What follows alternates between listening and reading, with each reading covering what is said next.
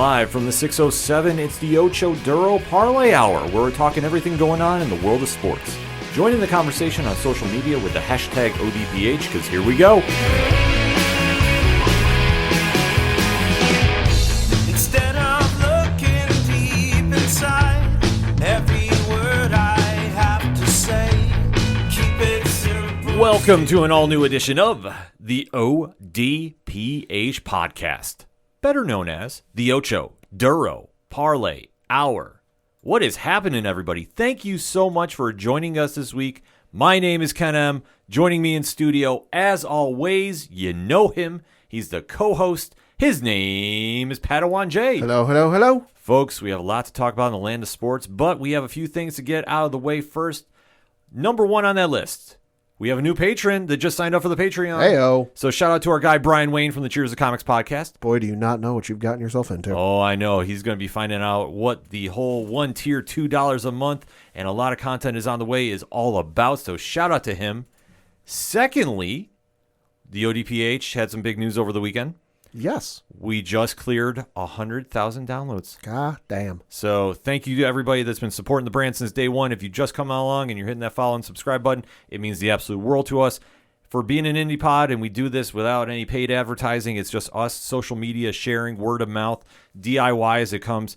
We can't say thank you enough for everybody that's been supporting. That's a huge opportunity to be able to say we hit, and it's a huge goal to say we've done so. It's crazy. Thank you to Pat. Thank you to everybody at 607 Podcasts, and thank you to everybody that's listening at home, wherever you were listening to us around the world. We do appreciate it because we actually hit the Canadian charts for Apple Podcasts for wrestling this week, too. Shout out to Canada. Yes, so we are making some moves here at the ODPH. And Pat, if I want to find out about what's going on with the ODPH, where do I go? ODPHpodcast.com. Right on. So you swing on over to the front page. We have all our social media links right there. So we want you to follow. We want you to interact. We want to engage with you.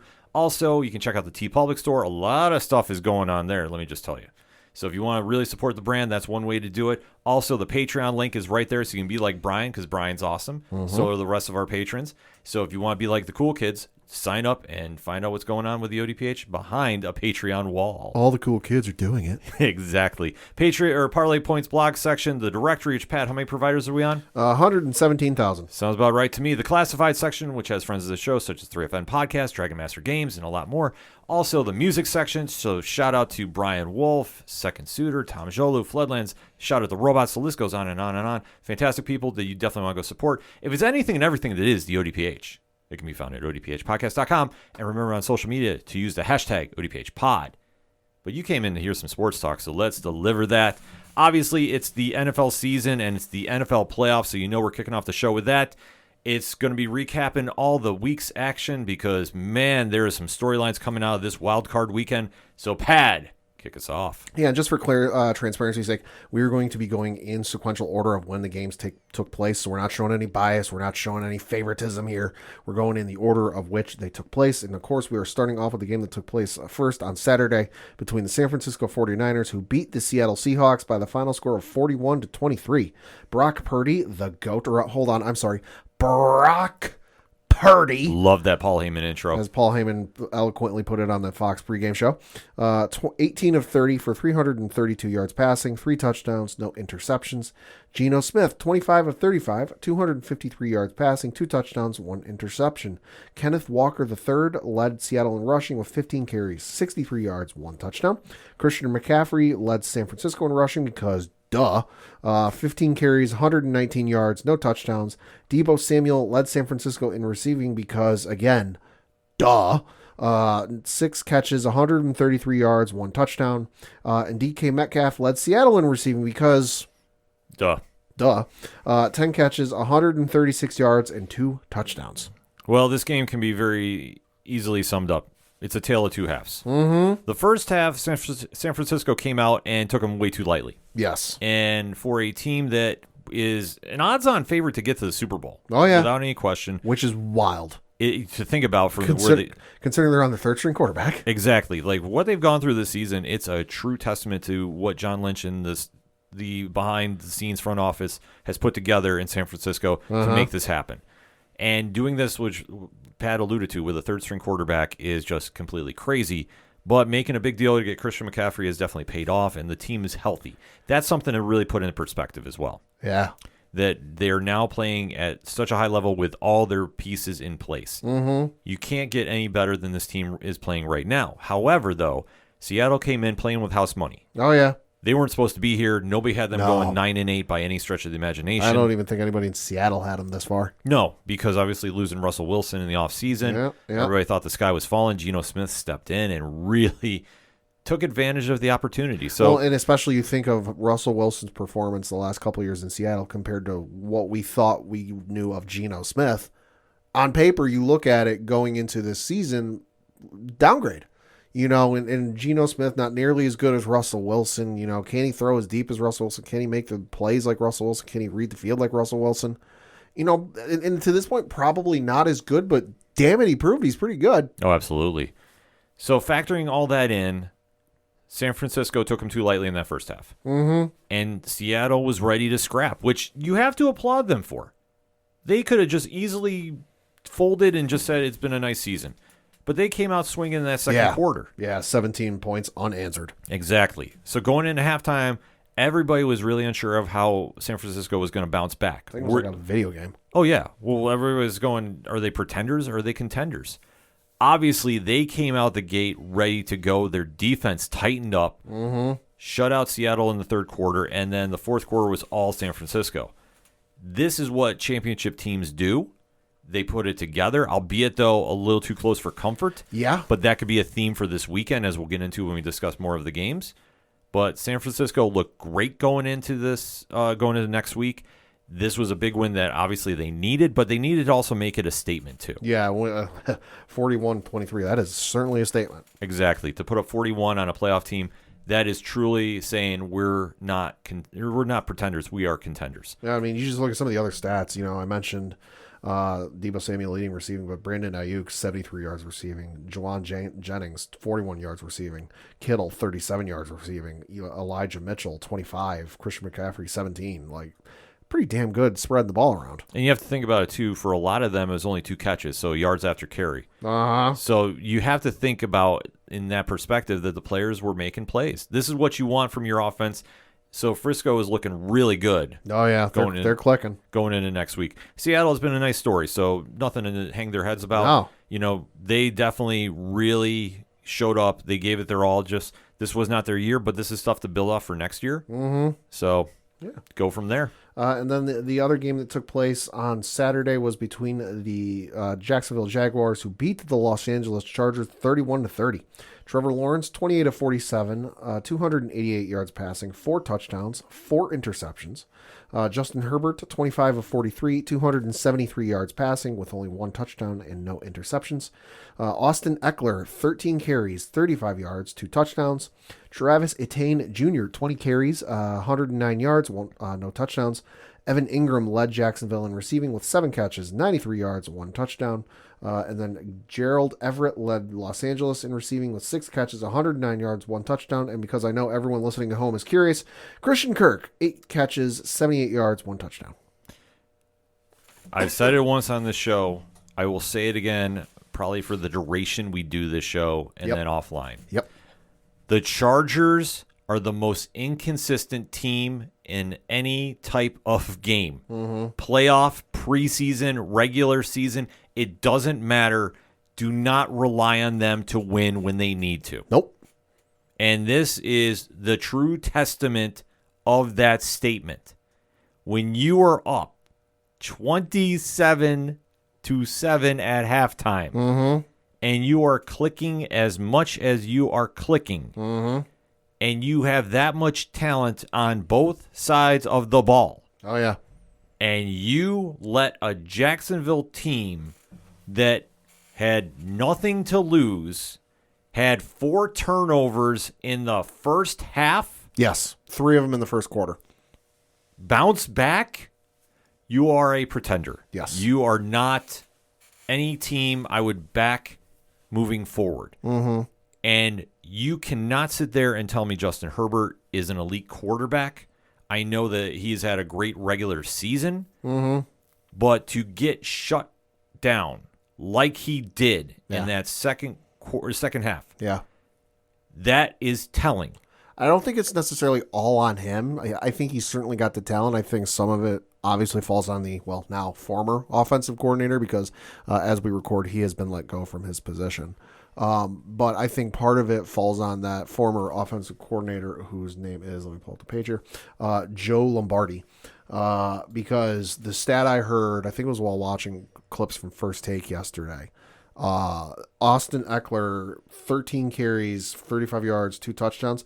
If I remember the stat right, all of those were in the first half, that he did not get a single carry in the second half, which Austin Eckler, is he the greatest running back of all time? Depending on who you hear, yeah. Depending on who you talk to, maybe. Yeah. Is he a decent running back? Yeah, he's a decent running back. He's very decent. I'd say that. But for you to not give your number one running back a single carry in the entire second half, what the fuck are you doing? Well, that's the whole point. You're up 27-7. You have a comfortable lead. Why are you not running the ball to run timeout? Boy, Atlanta's asking that for years later. Oh, my God, yeah. It was like deja vu to an extent. Yeah. To an extent. But the end result is still the same. Yep. You let a team back in that you had on the ropes ready for the referee to say the fight's over. You let them back in, and they were not on your level. I'm sorry, Jacksonville fans, let's be honest. Yeah. Your team, in comparison, on paper, is not the same as the Chargers. Yeah. Chargers are way more talented on both sides of the ball. You guys have pieces, but you're not a complete team. Mm-hmm. But I will give you credit. They bounced back when they shouldn't have. Whoever fired up that locker room deserves all the praise and money in the world because whatever Peterson said, goddamn, it clicked, and that's what they needed to do. And I think with Peterson being there, that helps because he's been in the playoffs before. Oh yeah, he's been to the promised land, and he's somebody that can be a calming voice in the face of adversity in the playoffs. And for Trevor Lawrence, he needed that. Yeah. Because this, you could also say, was a game of two halves, like the 49ers and the Seahawks. I don't know if he's ever been down like this before. Not to my knowledge. Not that I can think of. I mean, and the you know what this game was like? It was like the first Rocky movie, where Rocky's fighting Apollo, and at one point in like the middle part of the fight, because it went to fight, in case you don't know, it goes the full distance. But at one point, like the middle of the fight, Apollo's corner goes, listen, just finish us off, be done with this. And he's like, nah, I got to show him something. Yeah. He's like, I got to teach him a lesson. And that allows Rocky to come back, and eventually the fight goes the way it does in the end. That's what this was like, where like, you know, it was like the Chargers were ready to finish him. Yeah. You know, like Mortal Kombat or something. They're like, you know what? We can toy around with this a little bit more. The other funny one I saw was I know it's going around on Instagram. It might be going around on TikTok too, but there was this fan, Chargers fan, who was watching the game. And then when it was up 27-7, fell asleep. Oh, I saw that. The dude fell asleep, and because it was Saturday night late, he had whatever was going on, and the dude was tired. And his roommate, or whatever, friend, woke him up and just kind of nudged him and went, hey, you guys lost. And the guy just sits there in like a half asleep, stunned silence, and the guy holding the phone turns the camera over to the television, and it shows the clock hitting 0 as the two sides are coming out to like shake hands or whatever, and the guy just can't even say anything. Well, what can you say? Yeah. This is one of the biggest collapses in sports history. It's up there. Like I say, it's not number one, I would say, but it's up there. Yeah, it is. Because you are a much more talented team, obviously being in LA, and say what you will, you have a very big media market that does showcase you a lot. Like I say, I wouldn't say football is the sport that runs that town by any stretch of the imagination. It's making a climb. It's climbing, but it's slow, obviously, in comparison to the Lakers and Dodgers. It's an easy number 3. Yeah. But that said, you have a lot of eyes on you, and everybody's ready to anoint Justin Herbert and this team, and yet you find a way to collapse. And I think a lot of heat has to come on Brandon Staley, the head coach. Yes. I think whatever game plan you had coming out at halftime was just disastrous. So I do not argue one bit about the coaches being fired. I think you have to. I'm surprised Staley wasn't fired, to be honest with you. Well, supposedly, I don't know. I don't think it's necessarily the ownership has expressed faith in him, but I did hear that he's got some meetings to have with ownership. So as we currently record, he still has his job, but within the next couple of weeks, if it doesn't come down to he's fired, if he's fired, I wouldn't be surprised. But if he's not fired, I would imagine that the window for him to have an error is very small. Well, you have to. With how this team is set up to win, it's set up to win now. You're not in a rebuilding mode like Jacksonville. Mm-hmm. You are supposed to be there. You're supposed to contend with the Chiefs every year. Then people just singing Justin Herbert's praises the first however many years he's been in the league. Yeah, exactly. You're supposed to have your franchise quarterback. This is supposed to be a whole new team, a whole everything. Goal, Jaja's goal. Exactly. And yet you find ways to choke, to collapse, to fall, however you want to spin it. Yeah. You find ways to take an L. You need to put this together if you're going to make this a winning franchise. And it's not like you don't have the talent or players there. Yeah, That's you do. That's the biggest thing. You're just making boneheaded decisions like playing your starters in a meaningless game. Exactly. Week 18. Why Mike Williams was in that game is beyond me. Especially when it's meaningless. Yep. Your seed is locked up for the playoffs. Yep. The minute that happened, it's done. Play a series and get them off. Yeah, Denver was not going to play spoiler in that game. So what was the stakes there? Yeah. And that is just an idiotic move, in my opinion. Yeah. So now you're sitting home on the sidelines trying to figure out what happened. Yep. You have a Jacksonville team that I hope they pull off the win against Kansas City this week. I doubt it. I doubt it. I will be shocked. I will be. Kansas City ain't going to let off that gas bottle. No. We saw what Kansas City did when they were playing around against the Raiders week 18. They were doing ring around the rosy. I fear what Steve Spagnuolo is going to have as a defensive coordinator lined up for Trevor Lawrence, because if he got picked off, and a couple were deflections, I will say that. Sure. But still, if he got picked off 4 times by the Chargers, you give Kansas City that opportunity. Especially on 2 weeks. 2 weeks at home. Oof.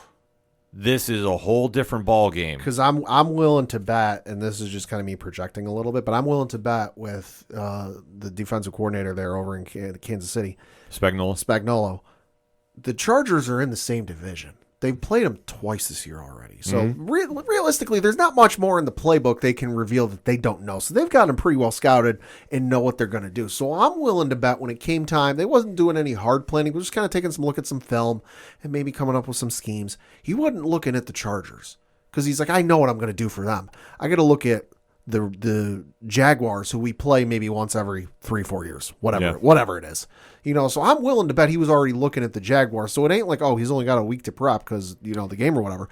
I'm willing to bet the last 2 weeks he's been looking at the Jags. Spagnuolo is one of the best defensive coordinators in the league. Head coaching wise, not so much in my opinion, but he's a great DC. So that said, he'll be ready for him. Oh, God, yeah. The question is going to be now, can Trevor Lawrence start off hot and win in a shootout with Patrick Mahomes? Because that's what it's going to come down to. Literally.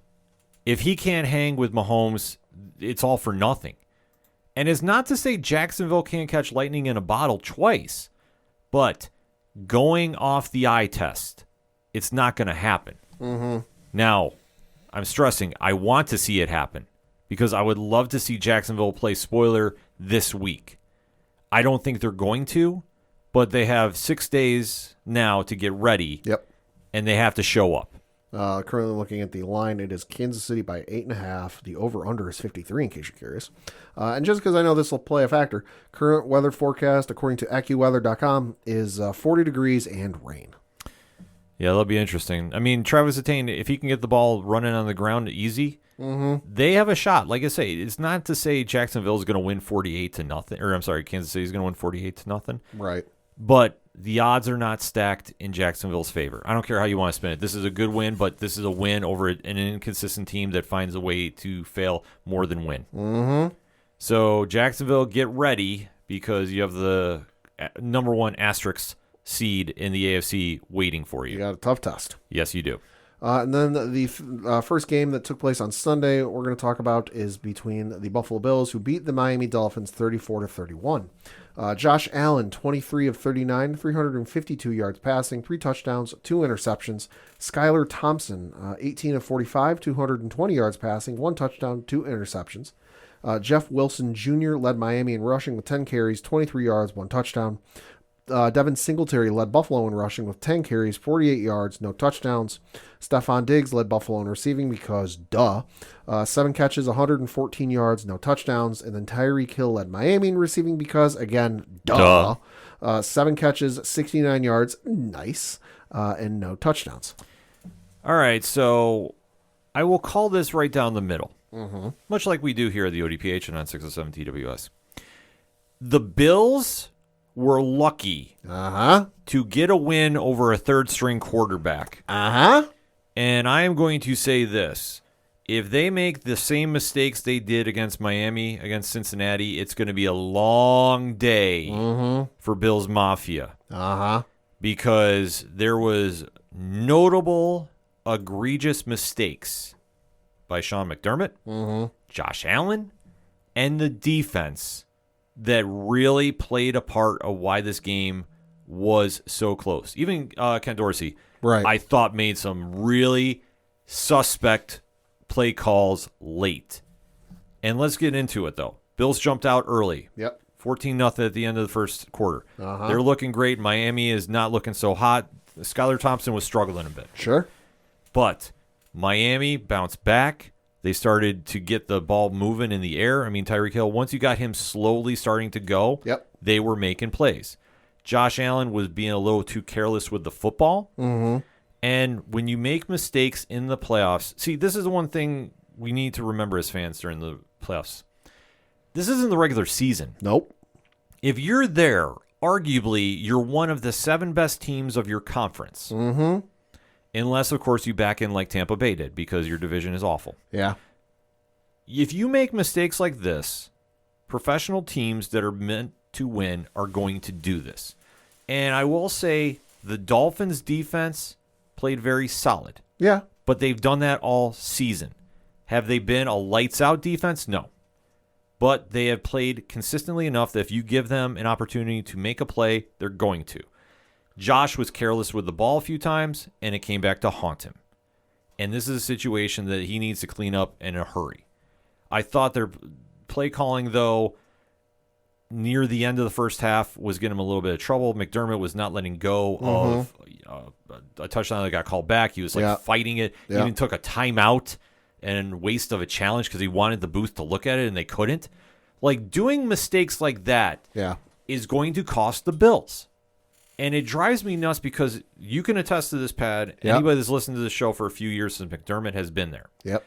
What is my biggest gripe about him? Second half adjustments or lack thereof. And time management in 2 minutes. Yes.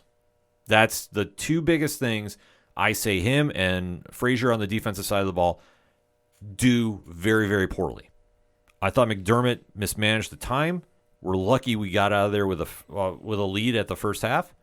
But Miami came right back. Granted, the Bills hung in there, but you let Miami come back on you. Skylar Thompson got very comfortable, which I thought was a mistake by the Bills because you couldn't put any pressure on him. You didn't switch up your schemes. You're letting players get open, albeit though a lot of the Miami receivers were dropping easy passes. Oh, yeah. Let's not forget about this. Hill dropped an easy touchdown, so did Waddle.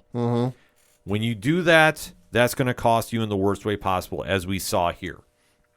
And why the Bills, when they had the lead late, I want to bring up a series that was late in the fourth quarter. Okay. We had the ball with about 8 minutes left, I'm going to say. Sure. We have to just run the ball. We have the lead by 10. Okay, yeah. Why was Josh Allen throwing 60 yards downfield on first down and second down from his own 25? Because you don't have a running back. I realize there are gentlemen on the hold on. I realize there are gentlemen on the roster that are listed as running backs. Devin Singletary, James Cook. But you don't have a guy, and I'm not even talking one of my big gripes, the Bills don't have a guy who can crack 100 yards. That's not the issue here. That's not what you needed in this instance. You needed one of those power backs that isn't going to burst off for a 15, 20-yard run. No, you need one of those running backs that's going to run right through the gut of the defense, right into the heart, into those defensive ends and defensive tackles, right up the middle. That's going to eke out 2, 3, 4 yards if you're lucky, and then the clock keeps running. And then you can take the full, 40 seconds or whatever it is, the play clock. You can take the full 38 seconds and then snap the ball off. Buffalo doesn't have that. If you had that, the game would have been over. I agree with you, but I disagree with you. I agree with you. They don't have that solid running back. James Cook is supposed to be that guy. He still has not shown that. So you don't have that bruiser to go right up the middle. My argument is why are we bombing it downfield? Yeah. That's my biggest argument. If we did a slant pass to Cole Beasley for, I don't know, 6 yards, something like that, Yeah. start chipping away time on the clock, there you go. That makes up for your lack of a running game, so to speak. My argument here is you're up and you're just throwing it downfield. Shit, even do checkdowns to Dawson Knox. Something. Why are you sitting Have there? him run curls and just go up and curl back. Because it's not like Gabe Davis was wide open. Like, that was the thing. It wasn't like the defender for Miami got burnt and you had a guy completely wide open and he drops it. Mm-hmm. They were playing the ends very, very well. I will say that.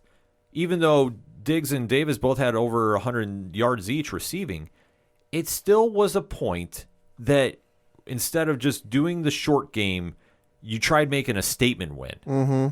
And at this stage, you're lucky you got that win anyway. Oh, yeah. Because your defense, which was looking shaky in that third quarter, yet again, surprise to no one, Right. came up big when they needed to. Mm-hmm. And that's huge. And it's a gritty win, but it's an ugly win, and it's something not to be proud of. Well, yeah, I saw a couple Bills fans that were like, oh, ugly win, but a win's a win. And I'm like, is it? I mean, yeah, it's technically a win, but I agree with everything you said. And I'm not saying this is a Patriots fan. I'm saying this is a football fan. Mm-hmm. The Bills got fucking lucky. Yeah. Because if Tua was able to play in this game, Different ball game. Buffalo would have lost. Because you had the delay of game at the late in the fourth quarter, whatever, where Miami took a 5-yard penalty where they took 4 of those like in a row, I want to say. That wouldn't happen with Tua. Whatever was happening, whether it was taking too long to get the play call to the quarterback, whatever was going on, would not have happened with Tua. Tua would have just called something on the fly and been able to do it. We're talking about Skylar Thompson here in the game, who was their third-string quarterback. He's in his rookie season. He was the 7th-round draft pick number 247 from Kansas State. Mm-hmm. Folks, he played in 7 games this year, amassed 534 yards passing, 1 touchdown, and 3 interceptions. That's not a great line. Now, if it was like, only 3-4 games, like, all right, that's a pretty decent line. But no, that's 7 games played. That's not a great line for playing 7 games. He's a third-string quarterback. You should have had this locked up and cinched up by the midway through the third quarter. But instead, you fucked around and you found out. Yeah. Now, whether it's they took him too lightly because, this is Skylar Thompson. This ain't Tua. We got this in the bag. I don't know what it is, but Buffalo, you got lucky, and you can't make these same mistakes next week because you're playing Cincinnati, and that's what this ain't Joe Burrow and team from earlier in the season where they were struggling. Nah, this is one of the hottest teams in the NFL with, Joe Burrow, T. Higgins, Tyler Boyd, Jamar Chase. Joe Burrow and Skylar Thompson ain't in the same class. No, and if you repeat some of these mistakes against Cincinnati, Burrow is going to burn your ass all day. The one thing the Bills can maybe learn from this is they need to get pressure on Burrow early. When they were doing it against Thompson, they were succeeding, but for whatever reason, they took the foot off the gas. Mm-hmm. And I don't understand this. And this is not the first time that Frazier has done this with the defense. If it's working, do it. You stop putting pressure on when you started feeling comfortable. And then coming out of that third quarter, it's same old Bills. And I hate saying that. And granted, I understand we scored 2 touchdowns. Sure. But at the same time, you're still letting Miami in this game. They took the lead at one point, which the sky was falling. And now you're in a situation where you are facing the hottest team in football. No question about it. Mm-hmm. You need to have a better game plan. You need to be ready because Cincinnati is going to be ready for you. And if you don't get a clear sense of what you want to do, you're going to be out of this game very early. And I hate saying this as a Bills fan, but I'm being an honest one. Mm-hmm. You can't sit there and let Burrow have time to find Jamar Chase because that's who he's going to find all day. Your secondary has played well, and they did have a very solid game against Miami. Yeah. But I think if we make the comparison, and this is not me being a Miami hater, the Cincinnati wide receiver core is very, very much better. Oh, yeah, it is. And I don't care that Tyreek Hill and Jalen Waddle are on Miami. I think if you make the comparison roster to roster. So if I got to pick one receiving core between Miami and Cincinnati, I'm picking Cincinnati. Absolutely. Do it without even blinking. this is going to be a situation where the Bills are going to need. Now, I don't know if Micah Hyde is ready to come back. I know that he is close. Okay. Because he, I think, is on the practice squad. If they activate him, that will be a huge help. But I do understand, obviously, he was supposed to be out the season. Right. And as I heard, he's pulling this miraculous comeback. He might be able to sneak in there for this game. If they have them there with their secondary, that will change things. Could be limited situations. Could be on like a proverbial pitch count. I hope so. Like, just for his sake, because I'd love to see him come back for this, because him in that backfield definitely helps with Poyer. Sure. Like, those two not playing together, there's always a hiccup, and you can't have a hiccup during this game. Mm-hmm. That's the one scary thing about the playoffs. Every game is blown up that much further. Or is been announced, actually, I'm checking now, that he will not play in the divisional round. Oh, okay. So he's close, but he's not going to be there. He's not ready yet. No. So, okay. So this is coming out. So that said, the Bills are going to have to play a lot better. For Miami, I am going to criticize, though. Sure.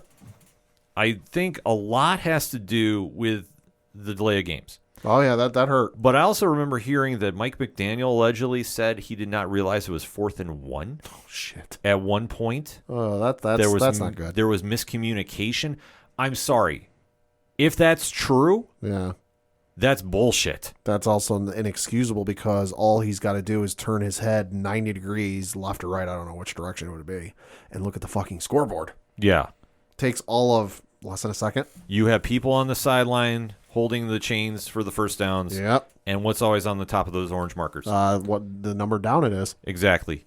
You can't sit there and make that comment. And if you can't see that, like I said, you can turn your head 90 degrees to the left or right and look at the scoreboard. I've seen the scoreboard in Buffalo. It's rather large. It's hard to miss. Yeah. Like, you can't say that you didn't know that. I'm sorry.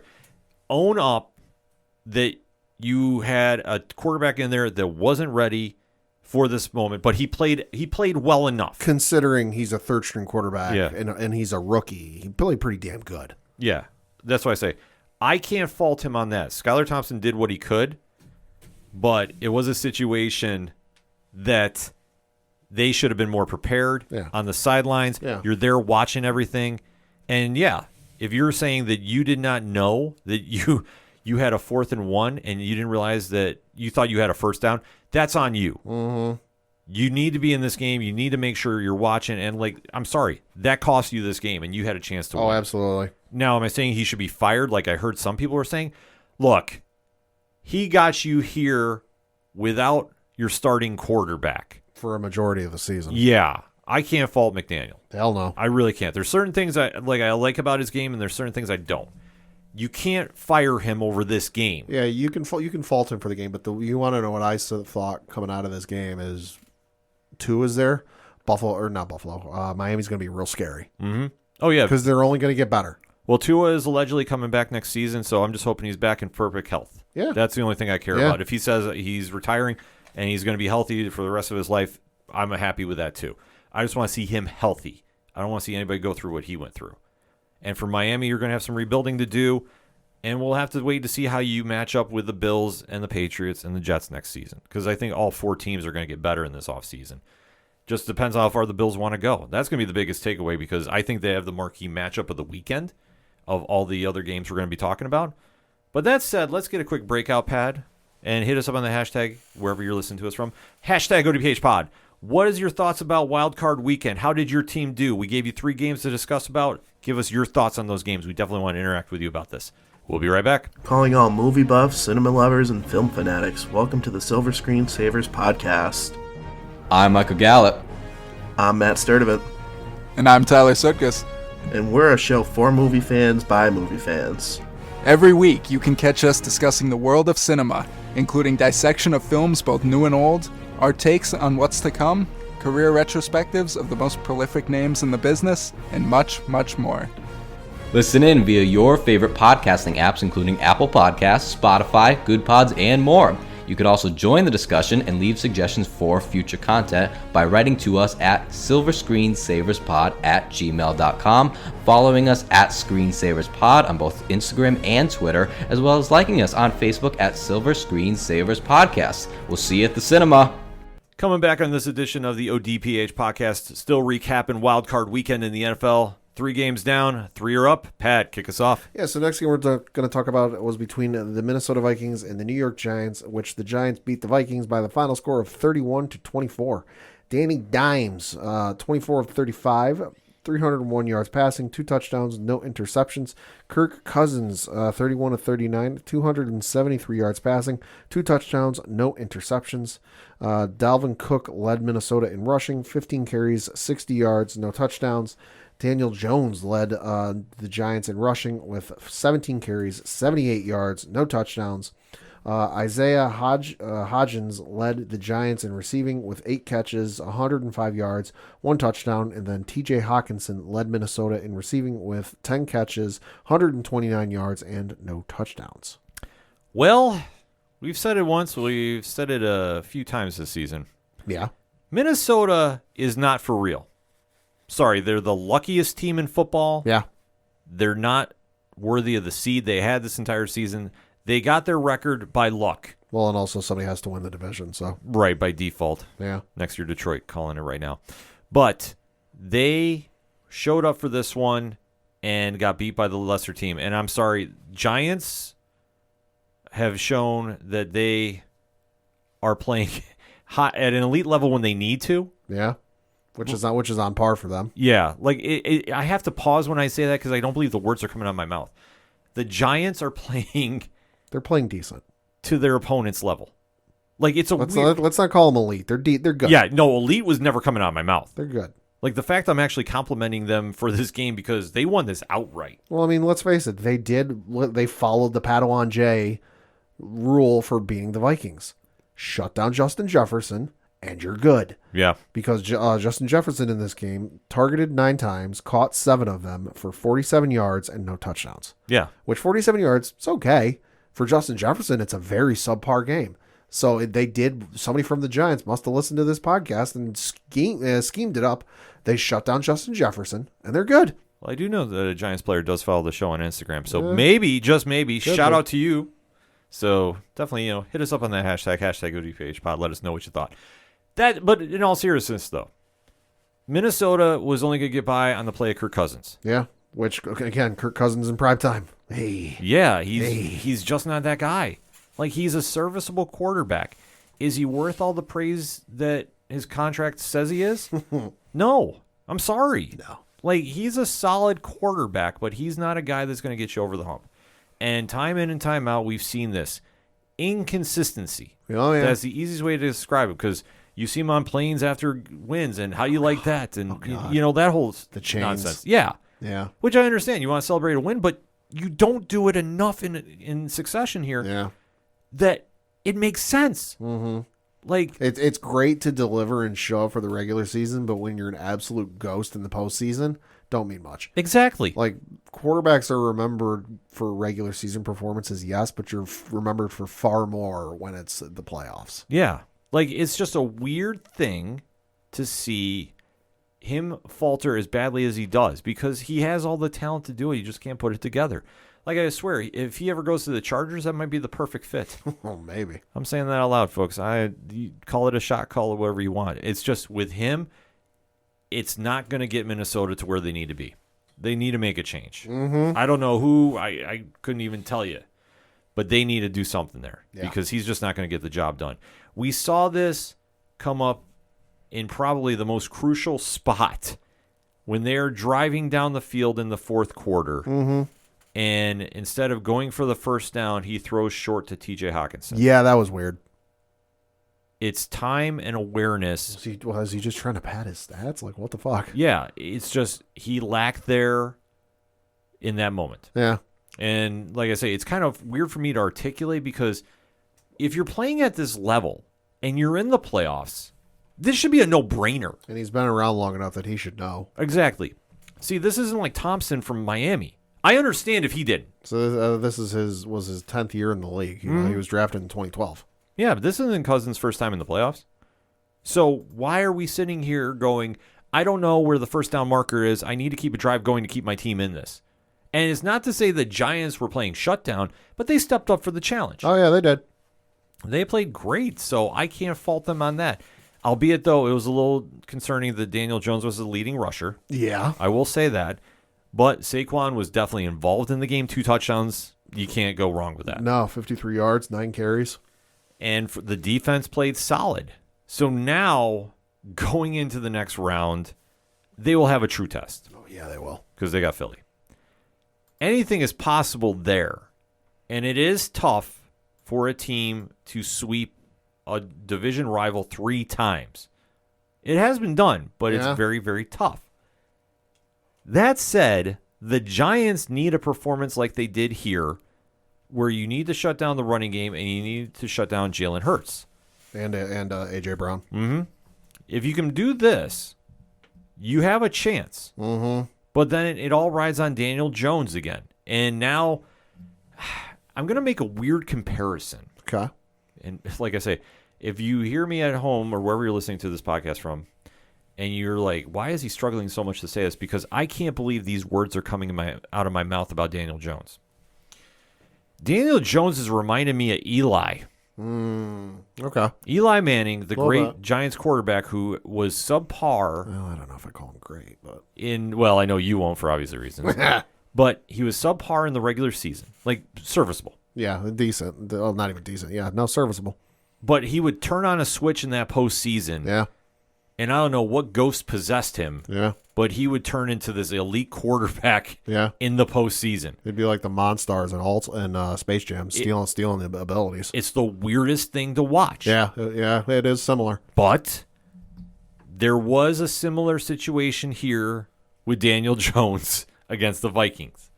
Because there's no way he should have been dropping 301 on them with Hell no. 2 touchdowns. Hell no. Sorry. Was not supposed to do. Albeit, though, him and Hodgkins, that is a good 1-2 combo there. Yeah. I will say that. That has been the wide receiver they need.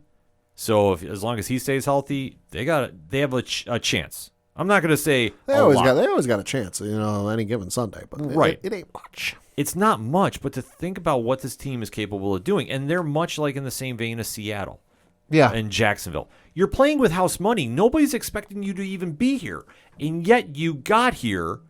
And albeit you struggled at the end of the season, but now you're turning it on, and this is a very solid win against a pretender team, but a team that is better than you on paper. Yeah. And the fact that you contain Justin Jefferson to 47 yards, if you can do that with A.J. Brown next week. So you contain Dalvin Cook under 100 yards. Yeah. or Justin Jefferson under 50 yards, and you contained Adam Thielen to 50 yards. Yeah. Like, you have the potential to do this thing. So it all depends on what you're feeling and how you show up. Because if you're feeling like you have a chance and you're going to shock the world, prove everybody wrong, you can win this game. You could. I will say this, Brian Dabble might get coach of the year. He should. You know what? I can't fault him on that. He should. Absolutely. I think for the job he's done, he's got this team going. If he beats Philly, not saying he needs to win the NFC Championship. If he beats Philly next week, give it to him. I just don't know how the voting works, whether it's like Major League Baseball and it's voted on before the season ends or during the playoffs. That's the only thing I don't know. That's going to be a good question. That could factor into the voting. Right, but I think if any case scenario happens here, Giants fans have to be optimistic. Am I saying Daniel Jones is going to be Josh Allen next week? No. No. I think, though, if he can play at the level he played in against Minnesota, they'll be okay. I'll say if the defense can repeat and even, I would say, have to increase the way they performed from last week to this coming week, they got to do better than they did last week. They've got a shot. It ain't much, but there's always a chance. I'll give him 30%. And I think I'm being generous there, too. Yeah, because I think ESPN's football predictor is giving him about 16. See, it's doing the eye test and doing all the factors that we mentioned. That's the only thing that I think plays the real factor. Oh, sorry, I gave him a little too low. The matchup predictor on ESPN.com is giving them 19.7. It's still low, and rightfully so. I'm not going to take anything away from it, but you also are not counting in the human element. That's true. This is the third time this team has faced each other. The Giants are going in hearing all week from other sports media. They have no chance. Yeah. We have seen in the 6 games of this weekend upset after upset after near upset after near upset. Mm-hmm. Dabble is giving them the pep talk they need, and I will say this. If they're tied at halftime against Philly next week, Right. or winning, they're going to do that. They're going to beat them. So Philly needs to jump on them early. If they can get out to a 14-0, a 21-0 early, Yeah. they'll take the Giants out. I just don't see it happening. The Philly's just way too good. Philly should be, and they've had a whole week to sit home and rest, but it all depends on how much the Giants are carrying the momentum of the win. If they feel lackadaisical, like we can just turn it on, you're going to be in trouble. But you defeated a team that you arguably should have been better than. Oh, absolutely. Arguably, because Minnesota, we've said once, and we'll say it again to end their season on, pretenders. Mm-hmm. So better luck next season, and you're going to need another quarterback to get you over the hump. I'm sorry. Yeah. At this stage, it's a wrap. Next game up was between the Cincinnati Bengals, who beat the Baltimore Ravens 24-17. Joe Burrow, 23 of 32, 209 yards passing, 1 touchdown, no interceptions. Tyler Huntley, 17 of 29 for 226 yards passing, 2 touchdowns, 1 interception. J.K. Dobbins, 13 carries, 62 yards, no touchdowns. Joe Mixon led Cincinnati, 11 carries, 39 yards, no touchdowns. Jamar Chase led Cincinnati in receiving with 9 catches, 84 yards, 1 touchdown. And then Mark Andrews led for Baltimore with 5 catches, 73 yards, and no touchdowns. We talk about near upsets. God damn. Cincinnati almost got bounced. Yeah, they did by like 6 inches. Yep. Probably less. One play sums this game up. Yeah. A QB sneak on the 2-yard line that turned into a 98-yard return touchdown from Cincinnati. And fun fact, that player was mic'd up, and the video is now online. Ooh, nice. Yeah, so you can go watch that video. That's the only thing you can really take home from this game. I mean, Sam Hubbard did what he needed to. Yeah. And put them in the driver's seat to take the chip right now. Because they sat there and Baltimore matched them blow for blow. But for the chip of the AFC North, the chip of going to the next round of the playoffs, Cincinnati cashed in on a very crucial mistake. And I'm not blaming Tyler Huntley about this at all. He had the game of his life. And 226 and 2 touchdowns and 1 interception is nothing to sneeze at. And obviously everybody's going, well, that's not a really big stat line. For him to come in a position where they lost to the Bengals before and really leave it all out on the field, obviously without Lamar Jackson, Baltimore shouldn't have even been in this game, and yet he kept them in this game. So I applaud him for that. But this is where the playoff experience of Joe Burrow comes in. Oh, yeah. This is where the team didn't falter when they were struggling a little bit. They turned it on when they needed to, and like I say, when you get your defense to make a crucial play like that, that was game-changing. Yeah. The only thing that if I'm Cincinnati, I'm a little worried about is, let's not forget, there was a Hail Mary pass that almost came down for Baltimore. Less than 6 inches. Yep. That if they nail that, it's a whole different ball game. Yeah, no, you definitely got to give some praise to Tyler Huntley. Let's face it, he's the backup. He's not supposed to be here. It's supposed to be Lamar Jackson, which, again, Lamar, much like with Buffalo barely beating Miami, if Lamar Jackson plays this game, I'm willing to bet Baltimore wins this game. Yeah. It's a whole different ball game if Lamar Jackson's in there for a whole host of reasons. The other thing I got an issue with is J.K. Dobbins. Why is this man only got 13 carries, 62 yards, and no touchdowns? Seems a little off to me. The other wild thing I saw, this is from the Next Gen Stats Twitter account. This is the official account of the NFL Next Gen Stats. Quote, how close was Tyler Huntley to crossing the plane with the football? Apparently there's microchips in these fucking footballs, which I did not know. I'm sure there's a lot of things. But they said, quote, according to the chip in the football, the closest the ball got to the end zone was 0.6 yards from the goal line. Wow. Holy fuck. It's insane to think about. But that's how crazy the game is. And when you have a team that plays with nothing to lose. Yeah. And Baltimore shouldn't have even been in this game. This shouldn't have been this close. Absolutely not. With Tyler Huntley instead of Lamar Jackson, please. No, I completely agree with you. Should have been like a tune-up game, Alabama, week 1 of the regular season. Facts. And I think that Cincinnati is lucky they got there. Next week, obviously, is going to be the marquee matchup, except now they'll be in Buffalo for this one. Yes. It's going to be 30 degrees. It's going to be a challenge. It's going to be a heavyweight bout of epic proportions. I'm not saying this just as a Bills fan. Emotions might be a little high. Just saying. I think that you're going to see a lot of emotions pour out. Someone might be on the field. Just saying. Yeah. The fans are going to be, yelling their heads off. They're going to be just a lot of emotions pouring out from the players because this is, like I say, This is almost the AFC Championship. Yeah, recommendation to anybody listening who's going to be going to this game in Buffalo, bring earplugs. Yeah. I know it's not something you normally consider for a football game, but I'm going to bet the decibels are going to be like on the level of a rock concert, and you're not going to want that tinnitus in your ear. Yeah. I mean, Buffalo, obviously, having this big of a game at home is huge. Cincinnati, who is going in with a chip on their shoulder, too. Yeah. You know, you have to remember that. They're too. real pissed off about the whole playoff scenario, and I'm not talking about where they're seated, just where the possibility of where they could end up playing. Exactly. So that's a whole thing. Like I said, that's the emotion pouring out here that this game is going to be highly contested. Yeah. This is going to come down to a last-minute kick from somebody. Probably. And I think that both teams, Buffalo and Cincinnati, are lucky they got here. They should have been bounced. Reasons. Yeah. Luckily for fans, they didn't. Of those teams. And I think this is going to be a situation that they're going to need to vastly improve on moving forward.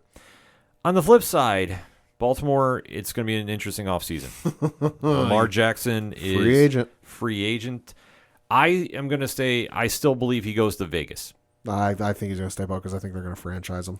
They could franchise him, but he ain't gonna be happy about it. But they'll end up franchising him. They could franchise, but I think Vegas is going to make the move because I thought it was going to be locked up for Tom Brady, obviously with what we're going to go to for the next game.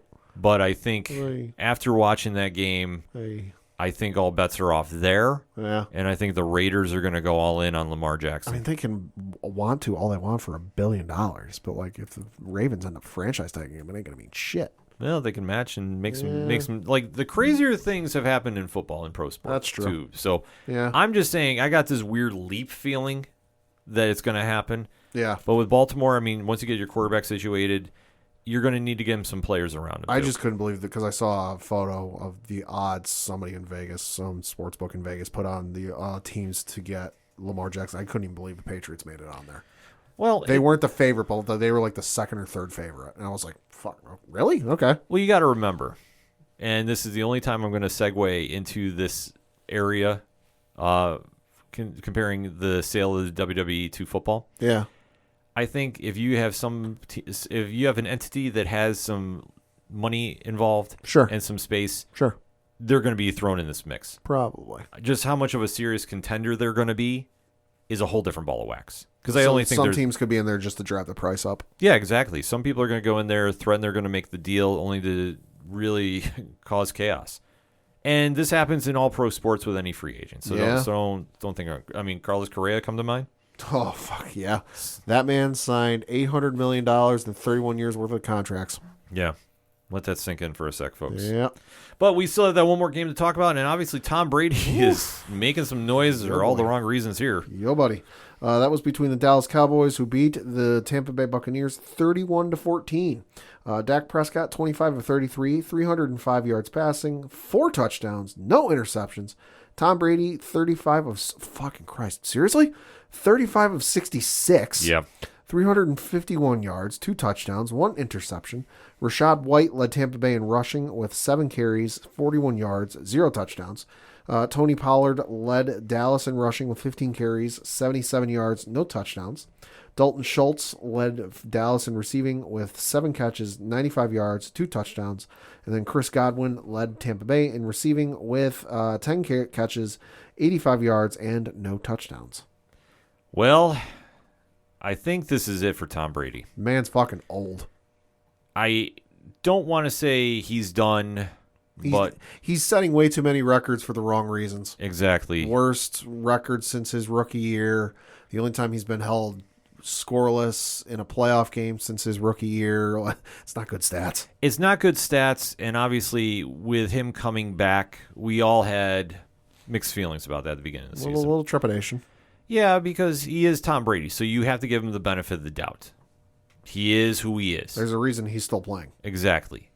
But at this stage, at his age, Father Time has caught up to him. Uh-huh. And I think for anybody that thought that they were going to pull off the Cinderella story, yours truly, I thought so too. Well, there is that weird stat that, like, since, what is it, like 2013, 2012 or something like that? He's alternated winning and losing the Super Bowls. Like, he's lost one, then he's won one, then he lost one, then he won one. Well, he didn't win last year, so everyone figured he'd win this year. Well, the situation is with him in the playoffs, it's much like Aaron Rodgers. Yes. There's certain names that all they have to do is get in, and anything is possible. And Brady has a mystique about him in the playoffs. Can't take anything away from him about Just this. ask the Raiders about it. Oh, absolutely. That he commands that respect. And obviously with Dallas being who Dallas is in this modern era of football, They are who we thought they were. they've had a very suspect record as of recently since the Tony Romo era. Tony Romo, just even look at last week against Sam Howell of Washington Commanders. Bum, bum, bum, bum, bum. So this was a game that we all thought maybe Dallas is going to fumble the ball. I figured it'd be closer. I figured it would be closer too, but listen, give Dak Prescott the flowers he deserves for this one. He played a masterful game. Yeah, he did. 4 touchdowns, 305. You can't go wrong with that. The running game was looking decent. Tony Pollard, he was doing everything he could for the team. Yeah. They were playing like the team they should be. And I want to stress, should be. Mm-hmm. We don't see this consistently enough. And it's one thing that I think you can talk to any Dallas fan, and we have a lot of them that listen to this show, This is true. that will tell you the same thing, that their defense is inconsistent at times, and it comes back to haunt them. Mm-hmm. If their defense decides to show up and lock somebody in, they're going to be fine. And you saw that with Parsons and company this game, Yeah. because they gave Tom Brady fits. Oh, yeah, and obviously the defense played decently, I would say, for Dallas. Tom Brady attempted 66 passes, completed 35 of them. The fact that he attempted 66 passes is fucking absurd, but the fact he only completed 35, hey, kudos to you. That's pretty damn good, especially when it's Brady in the playoffs. And the fact you only held him to 2 touchdowns, again, that's a credit to Dallas's defense. Yeah. But there is the fact that he did shred them for 351 yards at the age of 45. Oh, I agree. Completely agree. So it's a situation that Dallas has to carry this momentum, learn what they did right, and carry it through. And Dak is going to have arguably the biggest test he's had all season. Yes. That San Francisco 49er defense is no joke. They're going to be wanting to drop him where he stands. Because Dak in this game, 1 sack for 8 yards. Just saying, that's not going to be the case this coming weekend. Right. San Francisco is going to try and eat him alive. 49ers are too good. Yeah, they are. That's going to be the real test. But on the flip side, though, if Micah Parsons and company can shut down Brock Purdy, Yeah. things get interesting then. Yeah, it does. Because if they can slow him down and they really shut down McCaffrey, I think McCaffrey is going to be the bigger test for him. That's the big key. Yeah, if you can shut him down. I think if they can pull that off, Dallas has got a real good chance to win. Because that's the thing I've noticed with the San Francisco games, especially since Purdy's taken over, is McCaffrey's always got monster numbers. Obviously, Debo had a monster game this week, but anomaly. It's an anomaly in the stats. I agree with you. I think if they can shut McCaffrey down, then you've got a real good shot. I'm not going to say it's a guarantee. It's not a lock, but your percentages are going up. Yeah, like if I have to say if it's tied at halftime, or even if Dallas is up by 3, I think they sneak by and win. I could see it. But I don't doubt this 49er team. Let's just hope it doesn't come down to a field goal. Oh, fucking Christ. Atrocious kicking. I don't even know where you can even comment about that. Oh, I had to laugh, and I feel bad for laughing, but it was brought up during the Manning cast. I forget if it was Peyton or Eli who said it. But after the third missed kick from the kicker for Dallas, I think it might have been Peyton. Peyton said, has anyone ever been cut from a team in the middle of a playoff game? Yeah, Brett Maher. God damn. 1 for 5 on extra points. Uh-huh. Ugh. Not what you want. No. You can't have this if you're going to be a Super Bowl winning team or contender. Just ask Adam Vinatieri. Uh-huh. It's a weird world with this happening, but Tom Brady is now heading to the offseason. His press conference was a little telling that this is going to be, he's done in Tampa. Yeah, that's what it sounds like. So the question now is, does he go to Vegas? Does he finally go to Fox Sports as they've been waiting for him to come? So he's got a deal done. That's going to be the real question mark for him this offseason. Just hanging up. I think so, too. We're approaching Chuck Liddell, end of his career levels of I don't want to see this. That's the whole point, too. I know that there was some wild talk I heard on, I want to say First Take this morning. Sure. That they were saying he should go to San Francisco next year. There's been, the connection there is, he grew up in California. That was his childhood team. He grew up rooting for. So even when he left New England, there were rumblings he was going to go there. So there's been rumblings of that for a while. I mean, there's rumblings for Vegas. There's rumblings for San Francisco. There's rumblings he'll go back to New England for one more year. There's everywhere. Right, but I think if you're San Francisco, you can't bench Brock Purdy. No, you not after if he leads you any further in these playoffs, you can't bench him. Hell no. Regardless, I don't care. Tom Brady. See, if Tom Brady's 27 and walking through there, that's a different absolutely, story. absolutely. That's a different story. Tom Brady at 58 or whatever he is. Well, he'll be 46 by the time the next Same season. He'll be 46 by the time the season rolls around. Yeah, in NFL years is the same thing. But that's going to be the situation you have. You can't put him in there and sit the kid that's carried you literally to the playoffs out of nowhere. Yeah. You have the diamond in the rough. And any nonsense of sitting him for anybody is absolutely crazy. The kid's earned the starting job. Like, congratulations, John Lynch and company. You have your franchise quarterback, and you got to move your first-round pick. Struck pay dirt. Yeah. So who knows where Trey Lance is going to wind up. I feel bad for that kid. Yeah, that's going to be a messy situation for them in the offseason, but not as messy as Tom Brady's decision that he's going to have to make. And it's an easy one to do. At this stage, there's no shame in going to the broadcast booth. No. You're going to be the most watched show wherever you're on. Oh, God, yeah. Even beating Romo and company at CBS. He might be getting paid more than because Romo's. It's either Romo or Aikman that gets paid the most. He's going to be close, if not beating them. Yeah, he'll be up. Like I say, you'll be making your money, but he'll be drawing the ratings. Like they say, Tom Brady will bring in a fan base, and he is Tom Brady. So I mean, who's not going to want to hear the most winning quarterback of Super Bowls of all time? As long as he doesn't go like Drew Brees, as long as he's better than Drew Brees was. Yeah, Drew Brees, great quarterback, not a good color commentator. Yeah, but Brady, I think, Brady is better in front of a camera. This is true. Like, and all forms of media. Very charismatic. Yeah, so like I say, I think he'll stand out a little bit more than Breeze does. Yeah. But that's You'd hope. A question we'll have to find out this offseason. As for Dallas, good luck this weekend. Yeah. You're going to need it. Yeah, so speaking of this upcoming weekend, we got the divisional round of games, which I will run through those and the times and the networks there on. Bear in mind that some of these, this is the listed start time because of the way that some of the games, length of some of the games might go. They might get delayed a little bit. Mm-hmm. So it's taking place on Saturday, January 21st at 4:30 p.m. Eastern on NBC. You have the Jacksonville Jaguars taking on the Kansas City Chiefs. Taking place at 8:15 on Fox, you have the New York Football Giants taking on the Philadelphia Eagles. Taking place on Sunday, January 22nd at 3 o'clock Eastern on CBS, you have the Cincinnati Bengals taking on the Buffalo Bills. And then at 6:30 p.m. Eastern on Fox, you have the Dallas Cowboys taking on the San Francisco 49ers. That's got to be because San Francisco. It's a home game for San Francisco. It is indeed that late. Okay, because I was indeed. like, that's super late. Yeah, I read all of those games as away team, home team. Yeah, no, that makes sense. So yeah, Kansas City, Philly, Buffalo, and San Fran are home teams. Early predictions before we close this segment out, Pad? Kansas City's going to beat Jacksonville. Agreed. Philly's going to beat the Giants. Cincinnati's going to beat Buffalo. And then San Fran's going to beat Dallas. I agree with you about Kansas City and San Francisco. Mm-hmm. I'm going to say the Bills are going to pull some magic out. It's going to be an ugly game, though. It's going to be either a 45-41 fest, Mm-hmm. or it's going to be a 17-14 game. All I know is if it comes down to kickers, I trust Evan McPherson a lot more than I do Tyler Bass. Same here, but I'm hoping it doesn't get there. I'm hoping it's just like a missed snap somewhere. And I'm going to go out on a limb. I'm just going to roll the dice a little bit. I think the Giants might sneak away an upset. I don't think so. It's not going to be pretty. It'll be something really weird, like a fluke interception ran back. But I'm going to say I got this weird feeling the Giants might sneak in there and just shock the world. But that said, hit us up on that hashtag ODPH pod. Wildcard weekend is officially in the books.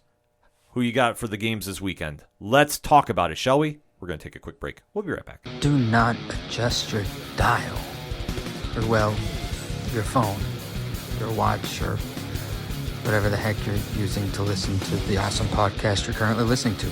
I am the Duke of Nerds, Tyler Mack, and I am here to tell you that being a nerd can be a bit overwhelming, especially after 30. Life moves pretty fast in our nerd culture, and if you don't take the time to notice things, you miss out. That's why I'm here. As your Duke of Nerds, I am charged with educating, enlightening, and entertaining you on all things nerdy. I do it by running the 30 to Nerdy podcast. 30 to Nerdy is a Badcast Company production and currently playing wherever you cast your pod. Follow along each episode using the hashtag 30andNerdyPod. And check out what all is going on at 30nerdypodcast.com. Whether it's DC, Marvel, comics, or video games, I have got you covered. So tune in now. Cheers to you, nerds. Coming back for another segment on this edition of the ODPH podcast, and it's time to talk about a big UFC event. Because the UFC is back in pay-per-view action, UFC 283. But there was an announcement that upstaged it. Yeah? That we have to address because I didn't think this fight was going to happen. Yeah? And yet here we are. 10 years in the making.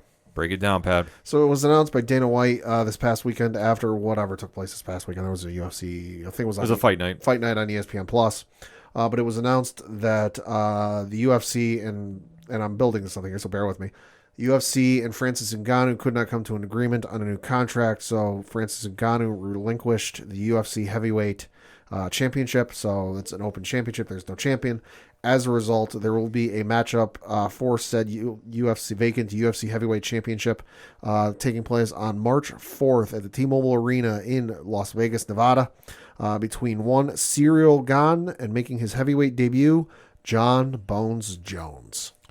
Well, here we are. It's only taken 10 years because about this time 10 years ago, John Jones said, next couple of years I'm going to move up to heavyweight and have a fight at heavyweight. Well, 10 years later, here we are. Exactly. John Jones, arguably the most polarizing figure in all of mixed martial arts. It's 1A, 1B. Yeah. With him... Who you put in 1B, it's up to you. Yeah, exactly. With him, obviously, came out the gate undefeated. Yep. And really set the tone for what should have been a legacy career. Albeit, he has had many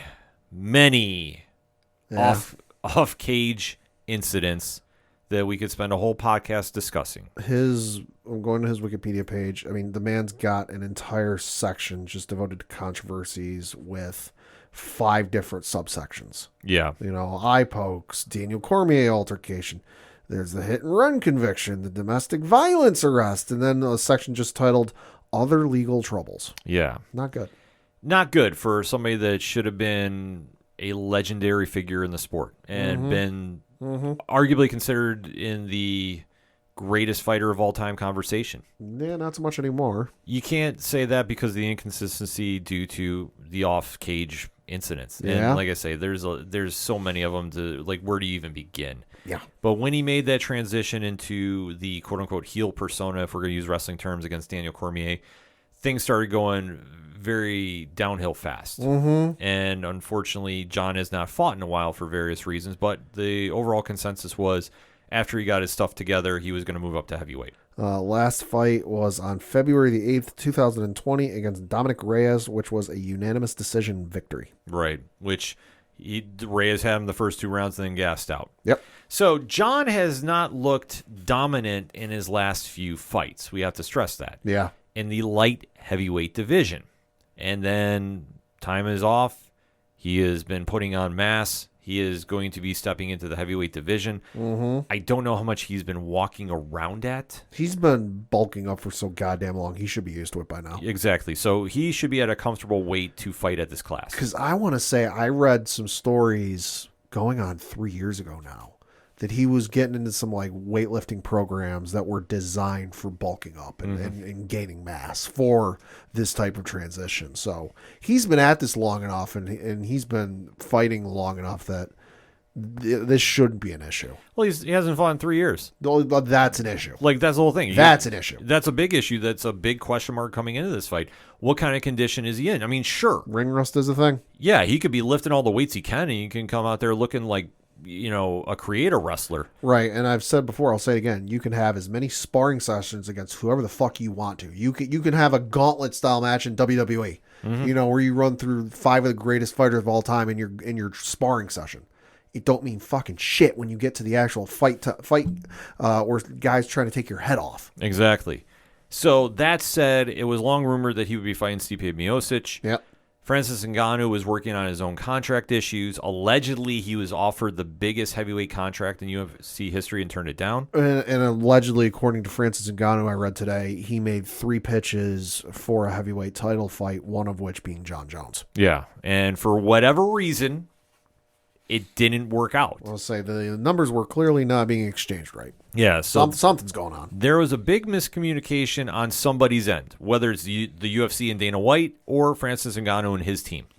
But the end result is still the same.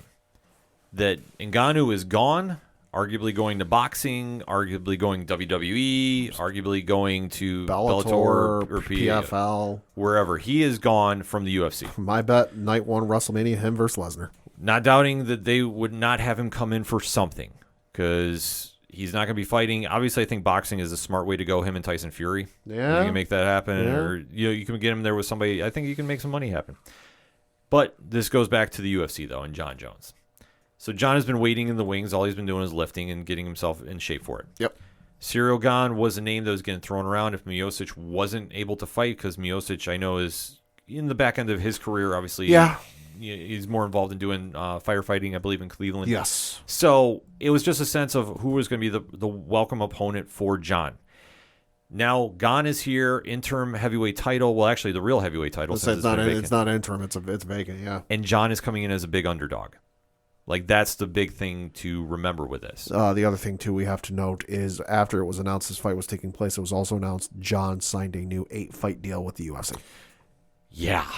Which is wild. How are you? Yeah, I was going to say, how are you feeling about that? Well, let me pull up his age because admittedly, while he is from our local area, I do not know how old he is.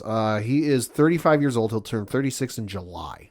So fighting 8 more fights at 35. Yeah, not sure how I feel about that. Well, the question mark is, can he actually get to the fights?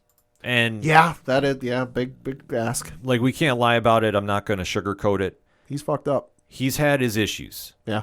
Of either allegedly, steroid or performance enhancers. I'm sorry to clarify. Picograms. Allegedly the picograms, and just he's had too much stuff off field. If you're not familiar with all the outside the cage incidents, go to his Wikipedia page. There's a whole section. No, that's the whole thing. Like, we can't go into everything. It's just he's got himself in more trouble with the powers that be, whether it be the law or whether it be the Nevada State Athletic Commission. Like, he's had unfortunate issues. Yeah. That are preventing him from fighting consistently. So if I'm Dana White, I'm offering him this money. I'm locking him up long term in the hopes that he's finally ready to do this. Mm-hmm. But that's a big question mark you're going to have, because if he fights in with Gane, let's say he wins. Yeah. Well, he's got to make sure that he's on the straight and narrow path so he can fight again, and you get your money back for this. To sign him for this long term of a deal, that's a risk. It's a big risk knowing his past. I'd sign him for maybe 2-3 tops, and then I'd go from there. I'd do a 4 fight, and that way you lock him in for 2 years. You're going to get him at his prime, so by the time it's done, he's 38. Yeah. And then you can kind of decide what you want to do from there. If he's still fighting at a high level, you can renegotiate the contract and make something happen. But for an 8-fight deal, and usually those fights are around 6-fight deals, to say the least. So I know they give him a benefit of the doubt, but they also don't want him going into the same route that Ngannou is. Right. That, okay, we give you a short contract, you're the champion, and then all of a sudden we want to get more money.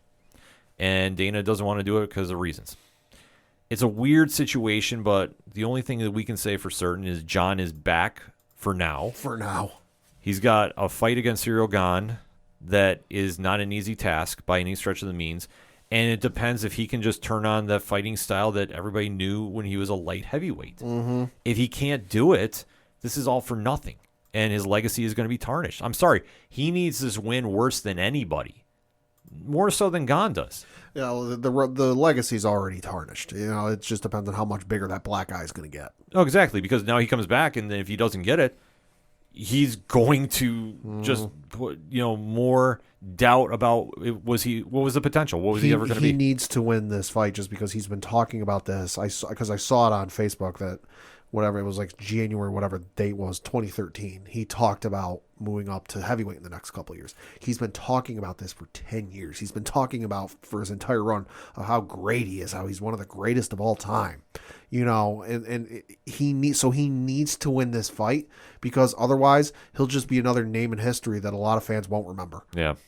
It's going to be an interesting scenario to see how it all plays out, but I think that he's definitely going to work through some issues, and now that we're getting here, I want to see this fight actually happen. So until it does, I'm kind of putting in that perspective of I'll believe it when I see it. Yeah. When we get to fight week and he weighs in and everything's all good, then we kind of have a better prediction about it. But still, I won't even believe it then. I'll believe it when he's walking out. yeah. I mean, that's going to be the situation we have at hand. And for Ngannou, a lot of question marks for his future moving forward, because it's a lot of hearsay right now. Yeah, this is true. So depending on what side you believe, I think he's ultimately going to wind up going to boxing. Probably. And unless they pull off a Hail Mary and they can re-sign him to fight the winner of Gane and Jones after this. That's still a possibility that we're all saying, oh, he's gone, but it's not for good. Mm-hmm. Weirder things have happened in the land of combat sports. It's true. Such as the main event for the card that we're going to be discussing, but we definitely want to talk about the main card in general. And there's definitely some great fights to be had here at UFC 283. So, Pat, let's break it down. Yeah, so UFC 283 is taking place this Saturday, January 21st, from Rio de Janeiro in Brazil. And I'm going to go through the main card here. The first fight on the main card is in the light heavyweight division between Paul Craig and our former favorite, not sure if he's our favorite anymore, fighter Johnny Walker. Johnny Walker is a character. That's the easiest way to describe him. You never know what you're going to get out of him. So this should be an interesting matchup. Paul Craig is no slouch in his own right, 16-5. So one draw. Yeah, this could be one that could go either way. It's hard to go against Johnny Walker, but at the same time, the much highly touted prospect has really kind of fizzled out. Uh-huh. So looking at his record pad? So Johnny Walker in 26 professional matches has a record of 19 wins, 7 losses. He's currently on a one fight winning streak, winning his last fight via rear naked choke submission. That was back at UFC 279. Prior to that, he was on a 2-fight losing streak, losing to Jamal Hill via knockout, and then Thiago Santos via unanimous decision. Yeah, so who you got in this one? I'm going to say Paul Craig. Johnny Walker's just ever since he came over to the UFC, he had a stretch there where, he was on Dana White's Contender Series, and then he was on some fight nights where he had some wins, and he put together, 4 wins in a row when he came over to the UFC. And then he took his first loss in the UFC to Corey Anderson. That was back in November of 2019. 2 losses, then a win, 2 more losses, then a win. Well, if I'm following history, 2 losses, win. 2 losses, win. Something tells me due for another loss. He's just too inconsistent. Yeah, I'm hoping for the upset win, but I think it's going to be Paul Craig all day. Next up is in the women's flyweight division between Jessica Andrade taking on Lauren Murphy. This is going to be a very, very solid fight. Andrade obviously is coming in with, something to prove here, I think. Sure. Obviously, being in the flyweight division, that's one that we are keeping an eye on here for the future for the UFC, because they're doing a lot of interesting fights here and trying to really find a big contender, because obviously with Shevchenko being the women's flyweight champion, it's like a matter of who's next. Mm-hmm. And obviously she's more or less cleaned out the entire division. So where do you go from here? So I think anybody that can really make an impressive performance might get that shot. And Andrade was one I don't doubt. Lauren Murphy, though, is going to give her all she can handle, though, too. Right. So, like I say, it's going to be an exciting fight. I think Andrade, though, is going to try making this a ground and pound. I think that she's going to just push her up against the cage and just really try some dirty boxing, really trying to control the tempo of this. So Murphy's really got to bring some A-game to stay out of the reach. But I'm going to say Andrade by decision. So looking at the records, you've got Jessica Andrade in 32 professional matches, has a record of 23 wins, 9 losses, currently on a 2-fight winning streak. She beat Amanda Lemos via standing arm triangle choke submission in her last fight. That was back in April of 2022. And then she beat Cynthia Calvillo via TKO. That was in September of 2021. And then Lauren Murphy in 21 professional matches has a record of 16 wins, 5 losses, currently on a 1-fight winning streak, beating Miesha Tate by unanimous decision. That was back in July of last year. I'm going to say Andrade. I think she's a little more battle-tested and ready for this. Yeah, I agree. Next up is in the welterweight division between Gilbert Burns taking on Neil Magny. Well, this is an interesting one for the welterweight division. Gilbert Burns has a feeling that he's a couple fights away from getting a title shot again. Okay. I don't know if that's exactly going to fall in his cards, so to speak, but he does have a very tough test in Magny. And the one thing that we have to stress is Magny is not a very, very, Flashy. thank you, exciting, flashy fighter. And so he's got 27 wins in his record, does Magny. 16 of them are by decision. Yeah. Like I say, he's very technical, much like Leon Edwards is. So you're not going to get any real crazy highlights, Yeah. but it's going to be a solid fight. And looking at their records, though, I mean, what can you really say about this other than it's pretty, in my opinion, it's closer than people think. Yeah, so Gilbert Burns in 25 professional matches has a record of 20 wins, 5 losses, currently on a 1-fight losing streak. He lost to Kazmat Chimaev in his last fight via the unanimous decision. That was back in April of last year. Prior to that, he was on a 1-fight winning streak, beating Stephen Thompson by unanimous decision. That was in July of 2021. Neil Magny, 36 professional matches, 27 wins, as I mentioned, 9 losses, currently on a 1-fight winning streak, beating Daniel Rodriguez with a Darce choke submission. That was back in November of last year. Prior to that, he lost his fight via guillotine choke submission. That was in June of last year. So that said, it's going to be a pretty equal fight. Like I say, Burns has a crazy notion. I mean, I think part of him even thinks he won that Chimaev fight, which Probably is debatable. Very debatable. But I think this could go right down the middle, and I do like Burns in this, but I'm not super confident about this. Yeah, I'm going to say Burns split decision. I mean, it makes a lot of sense because, I mean, Magny's best bet is to keep the striking at a distance, make Burns work because Burns wants to get him into some crazy submission. Or if he gets enough, strikes in to land on him, he definitely has some hands on him.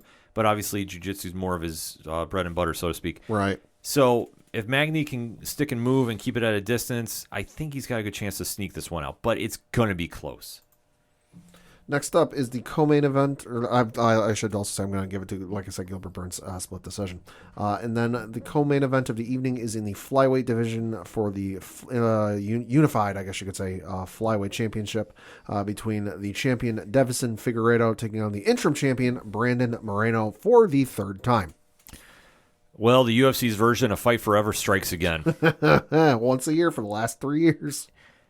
I don't know necessarily what this means about the flyweight division for the men's side, but they do have some very talented fighters in there. I mean, Kara France is one that you definitely want to keep your eye on for. Pantanoy is another one too. So they do have some contenders that are making some noise in that division. However, though, I don't know if I'm looking at anybody right now that I think could take the belt from either one of these guys. But that's why we're at this weird fight forever stance, and this is with weight cuts and all types of nonsense. These guys have a very historic rivalry in the UFC that I think deserves a bigger profile than it's gotten.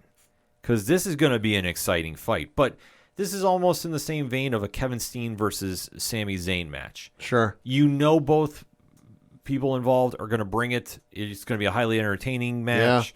Yeah. You don't know how it's going to end, and you're probably going to see this again. Probably.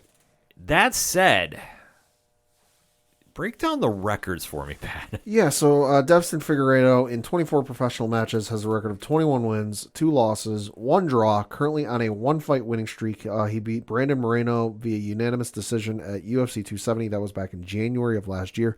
That was for the UFC Flyweight Championship. Prior to that, he was on a 1-fight losing streak, losing to Brandon Moreno via the rear naked choke submission. That was back in June of 2021. This is Moreno part 4. Yeah. So then prior to that, there was a majority draw against Brandon Moreno at UFC 256. That was in December of 2020. And then looking over at Brandon Moreno, in 28 professional matches, he has a record of 20 wins, 6 losses, 2 draws, currently on a 1-fight winning streak, beating Kara France via TKO. That was at UFC 277 in July of last year. That was for the interim UFC Flyweight Championship. And then prior to that, he lost one against Devson Figueiredo and won one against Devson Figueiredo, and then had the draw. Yeah, like I say, that whole division can be summed up by that. You could have somebody that took a loss like Kiera France, and they could still be back in that title picture very easily. Yep. Because it's a lack of depth. But you have your two elite fighters here going at it. Moreno is more of the surprise story. Figueiredo, since he's been in this division, has been an absolute monster. Yeah. That said, flip a coin. I don't even. Seriously. I mean, I'm going to go with Moreno just for reasons. Yeah. But this could go either way. I think it's going to be another decision. And I think it's going to be a split decision. And I think that we're probably going to get number 5.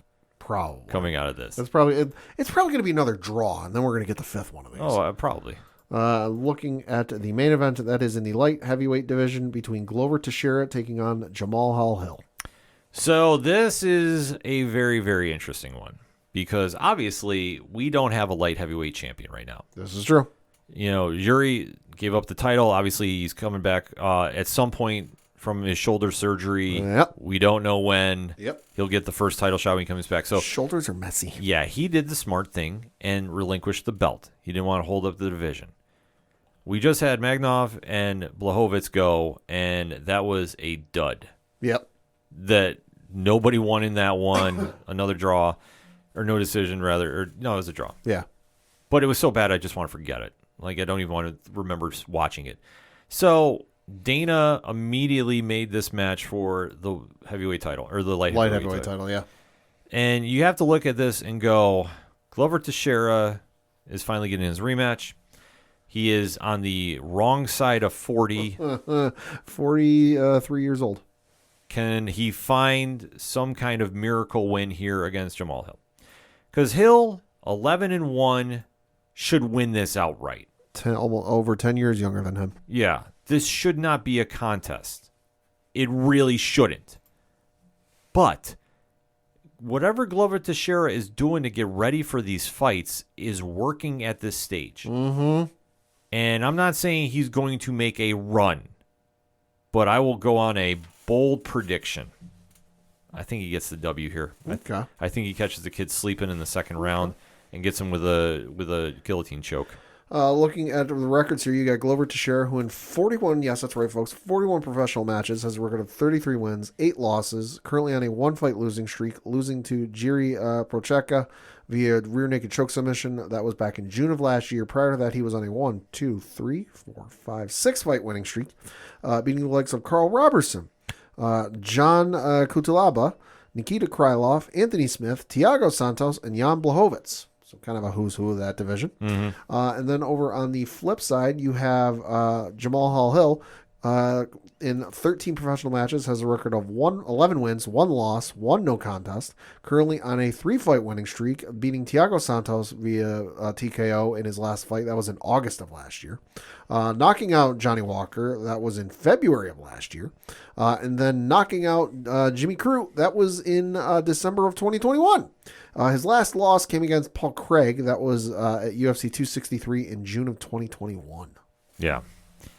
Like I say, it should be Hill all day. That's what I'm going with. Yeah, and I don't fault anybody for going for that. I'm just going to take the long shot. 3 knockout wins in a row, over 10 years younger than him. What is it, Glover now 43? Yeah, it's hitting the clock's hitting midnight. Oh, it definitely should. But I got this weird feeling that he's going to sneak, like I say, he's going to sneak a guillotine choke in. Maybe. It's going to be a weird thing. Nobody's going to see it coming. I think he wins, and you know what? I would laugh if he goes, I relinquish the belt. Oh, that'd be great. I just wanted to win it once more time, and I'm good. I just wanted Dana to put it around me one more time. Yep, and he just walks away. So like I say, overall, UFC 283 has got some headlines, albeit though it's upstaged by the John Jones talk, and obviously with his legacy in the light heavyweight division, there is a lot of expectations to be had because he dominated for so long, and I believe the stat is there's been 3 champions since. Yes, between him and Daniel Cormier, there were 2 champions in that division over the course of like 10 years or something like that. Yeah. Since they both retired, which has not been that long, there's been 3. Yeah. So it's a weird scenario to see play out, but nevertheless, here we are. So that said, hit us up on the hashtag ODPHpod. What is your thoughts about John Jones coming back? And what do you think he's going to do in the heavyweight division, if anything? What do you think Francis Ngannou is doing next? A lot of talk boxing, a lot of talk wrestling, a lot of talk going into Bellator or PFL. So many possibilities. We want to know what you think. And then also, what is your predictions for UFC 283? How you feeling about that fight? The main event, how you feeling about the other fights? Let's talk about it, shall we? We're going to take a quick break. We'll be right back.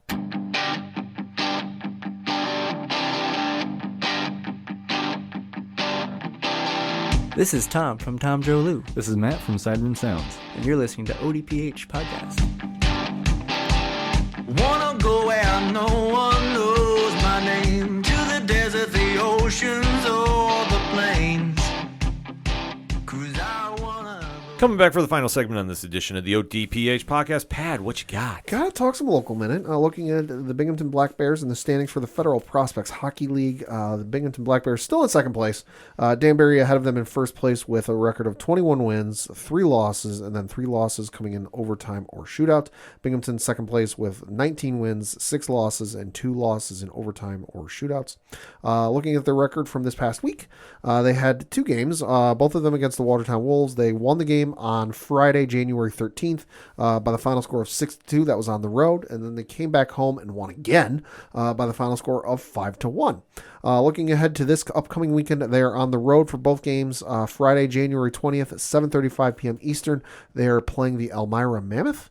And then on Saturday, January 21st, at 7 o'clock Eastern, they are playing the Danbury Hat Tricks. Don't worry, though. They come home the following weekend for a home game against Danbury on January 27th. So for more tickets, information, and all that good stuff, BinghamtonBlackBears.com. Also got to talk some lacrosse. Coach Duffy not here, but we got to fill in for him a little bit because the Professional Box Lacrosse Association did kick off here in Binghamton with our own Binghamton Bombers playing their inaugural season here at, locally in the 607. And looking at the standings, they're currently, what is this, tied for second place, I guess, technically. There are 3 other teams ahead of them, but there's 2 tied at the top with a record of 2-1. You've got the Jim Thorpe All-Americans and the Trenton Terror, both 2-1. And then you've got the New England Chowderheads, that's a great name, and the Binghamton Bombers, also the Hampton Hammerheads and the Elmira Renegades and the Charlotte Bootleggers, all tied with a record of 1-1. Looking at their schedule from this past week, they had a game on Friday where they played the Spark, where they won by the final score of 17-11. Their next game is on Saturday, January 28th at 7 o'clock Eastern in Binghamton, where they're taking on the All-Americans. More tickets, information, all that good stuff, go to pbla.com. Or hit up Coach Duffy on Twitter because I Yes. know he has been following this. We are waiting on the vlog from him. He was also on color commentary for wherever the hell the game was broadcasted from. Yeah. So Coach has been putting in some work, but Yeah. he's a little late on sending it to the podcast. So at Coach Duffy 11 on Twitter and let him know that you're looking for that commentary. We definitely are. I know he's a little tied up with the Giants being in the playoffs. It's something he doesn't see all the time. He's mourning the loss of Alabama not winning the national title. Yes, he is. We should have a quick moment for him.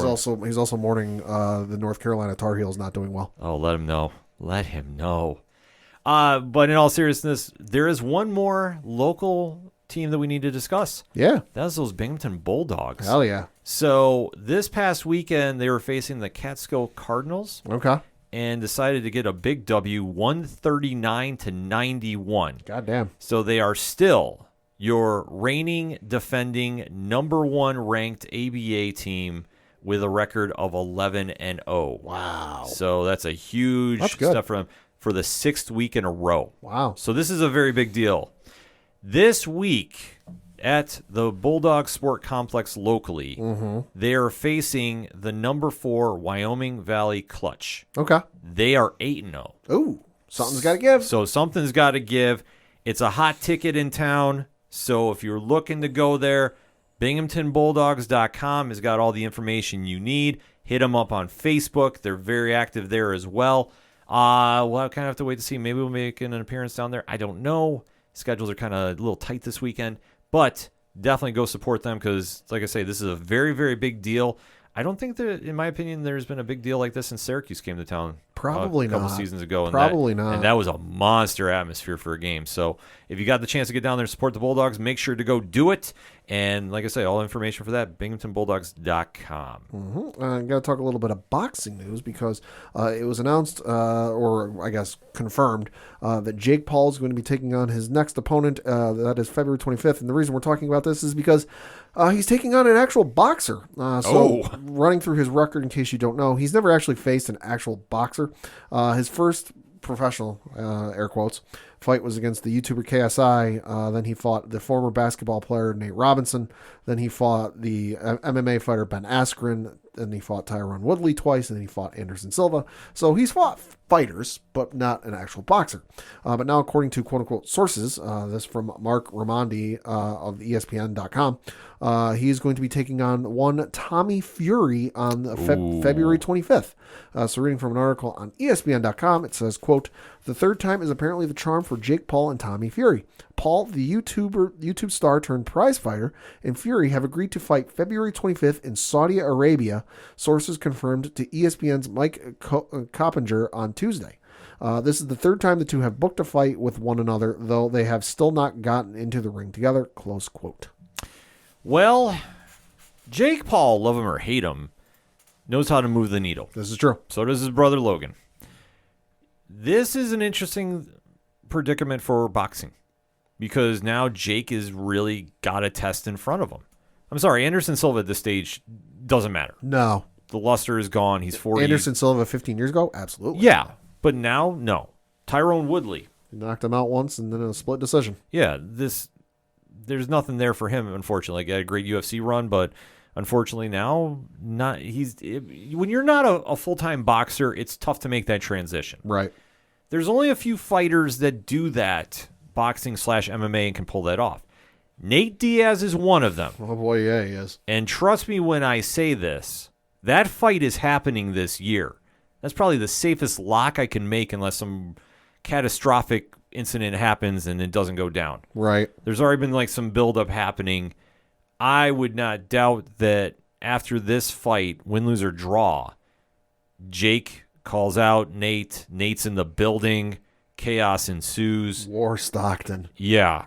I think that might be the only time that we actually chip in to go get a Jake Paul boxing match. Boy, it's going to make it tough to say no. That might be a 607 podcast night. We might have to get everybody on board for this.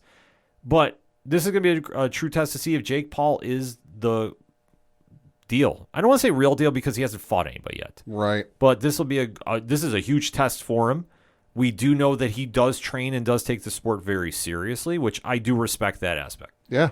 But I want to see something out of him, and if he can actually make something happen here, more power to him. But I'm telling you, the fight that will probably have everybody talking, and love it or hate it, it's going to happen, is him and Nate Diaz. Oh, yeah. And that's going to be absolutely out of control. I'm just kind of curious at the weight classes. That's going to be the only thing that throws me off for a bit. Because I think if Nate can bulk up, and I'm not saying he's going to be fighting at like 185, but I'm curious at what Jake cuts down to get for the good weight class. Right. Be an interesting time to see, but definitely keep our eyes out for that. Absolutely. And then last but not least, we do have to talk some wrestling. Oh, yeah. And we just want to echo the statements made on 607 TWS. Obviously, you've been following both shows, ODPH and 607 TWS. You know that we have had a very open stance concerning what is going on with Vince McMahon returning and the quote-unquote sale that is going on. Yep. And we're not going to dive into the details of a sale until it is actually a sale. Mm-hmm. Last week on social media, a lot of quote-unquote, and I do mean quote-unquote wrestling journalists, went crazy claiming that a deal was done on a publicly traded company instantly. Yeah, within last week was slightly insane because everyone was, not everyone, a lot of folks were saying the deal was done. You know, it was the biggest story in wrestling history and yada, yada, yada. And for about a half hour, 45 minutes, the internet was a slight madhouse in terms of the IWC, the internet wrestling community. Mm-hmm. Cooler heads prevailed and common sense prevailed, but until we start hearing some firm things, you know, coming from filings with the SEC, you know, or coming from, you know, reputable news sites like or financial sites, I guess you could say, like Yeah. the Wall Street Journal or CNBC here in the States, which is one of, if not the biggest financial news networks in the United States. We're not going to get into it. It's all just rumors and hearsay. Exactly. And that's why we're just giving you, the wrestling audience that does listen to the show and does listen to 607 TWS, the honest truth. There's nothing to worry about until it actually happens. Right. Anything else is fantasy booking or speculation. Mm-hmm. Nobody has an inside track on this that is going to break it before it goes to the stockholders. Well, I thought you had the inside track because you're buying it. Well, I know that rumor came out. I mean, I've been linked to another wrestling organization. But trust me, that deal is not going through anytime soon. Darn. But that said, if fans just want to enjoy the product, Yeah. because the only thing we know for certain as of right now as we're recording, Triple H is still the head of creative. Yes. That's the only thing fans of the WWE should care about. Yeah. Vince, back, scumbag move, in my opinion. Yeah. I think Pat echoes that No, statement. I do too. It's like something out of a fucking HBO show. Yeah. That's for goddamn sure. Yeah, forcing his way back in, and obviously Stephanie McMahon is resigned as CEO or Yep. chairwoman Yep. of the board, and Vince is now back in the position of power Yeah. just to do on the sale, and that's what everybody's been sticking to as the story. Triple H has said this. It came out from multiple people connected to WWE. Yep. Vince is focusing on the sale. We're taking it as it is. Mm-hmm. Any other nonsense Yeah. is exactly that. The only kudos I'm ever going to give Vince McMahon is he's got some damn good lawyers, because the speed at which he's moving with some of this stuff is astounding. Oh, it's crazy. It's bonkers, and that's all I'm going to say. That's the only thing that needs to be said. Like, as long as he focuses on the sale, and we won't hear anything about that for a few months. God, until for at least 6 months at the minimum. Yeah, like we were talking on last week's show about this, about who the potential buyers are, Yeah. and that's including for the TV rights, which there's a lot of moving factors that are going to happen. Oh, yeah. But for the one that got leaked out that was allegedly buying everything, Yeah. it was debunked within hours. Yep. So what we're just giving you as our piece of advice. RELAX. Yes. As much as you can these days. Yeah, focus on the good of wrestling. Focus on your favorite feds. If you need a new wrestling federation to watch, hit any of us up. We will be more than happy to point you in a direction of that, and we'll go from there. But in the meantime, everybody just needs to relax, focus on the Royal Rumble, which is coming up this week, Yeah. coming up in a week and a half. Not this weekend, but the following weekend. Yes. And there was a big announcement of somebody that has made their presence known. Adrenaline in my soul. Something, Cody Rhodes. Yep, Cody Rhodes made his official announcement that he is going to be in the Royal Rumble this year. And that was pretty much the only real takeaway from Monday Night Raw, would you say, Pat? Yeah, I mean, they teasing the Raw 30th anniversary taking place next week from Philadelphia. I know you're going to have Bobby Lashley versus Austin Theory for the U.S. title. You're going to have, the Usos versus the Judgment Day for the Raw tag titles, which I think the Usos are probably going to lose this, because that's the first time that I can remember since they've quote-unquote unified the belts that it's been for one of the individual belts. Big show, 30th anniversary. They're going to want to send some shockwaves. I'm betting the Usos are going to lose those belts. See, it could go either way, because I think that they've been doing the SmackDown Tag Team Title Tournament too. So I think it's been subtly mentioned that the belts are going to get split. It could happen on the show. I don't doubt that you do have a title get moved somewhere. Could be. I just don't know if they would do that before like a pay-per-view. Yeah. Like, that's the only thing. But you never know. I mean, the tag team titles are going to be what they're going to be. You're also going to have Becky Lynch versus Bayley in a steel cage match, and then you're going to have the Roman Reigns acknowledgement ceremony, which, according to the Usos, what they said on this past episode of Raw, every generation of the bloodline is going to be there to acknowledge Roman Reigns, and to which I tweeted, every generation? With a rock eyebrow gif. Also announced for this show are some legends, such as you're going to have Teddy Hart, Undertaker. Let me just pull up the image here so I can get a full look here. Just pull this up. Give me one. Well, there's going to be so many stars that they're bringing back from the past. I mean, that's one thing with 30 years of Monday Night Raw. You have a plethora of talent to work with. Yes, you're going to have Road Dogg's going to be there. Ron Simmons is going to be there. X-Pac, Ric Flair, Shawn Michaels, Undertaker, Kurt Angle, the Bella Twins, Jerry Lawler, and then Teddy Long, Playa. Yeah. So it's going to be a fun night for pro wrestling fans next week. Hopefully it's better than Raw 25. Yeah, definitely fingers crossed for that. That could be a long evening if it's not. But for right now, this is still the Triple H era on creative. A lot of things are happening in that favor. Yeah. And we just have to enjoy it for being fans. And that's kind of how we're going to wrap that up. But if you want more pro wrestling content, make sure to check out the latest edition of 607 TWS on your favorite podcast platforms. And for anything and everything that is the ODPH, you can find it at odphpodcast.com. That's all we got for this week. So for the one and only Padawan J, Fuck the Astros. I'm your host, Ken. Thank you for always listening to the ODPH podcast, better known as the Ocho Duro Parlay Hour. We'll see you next time.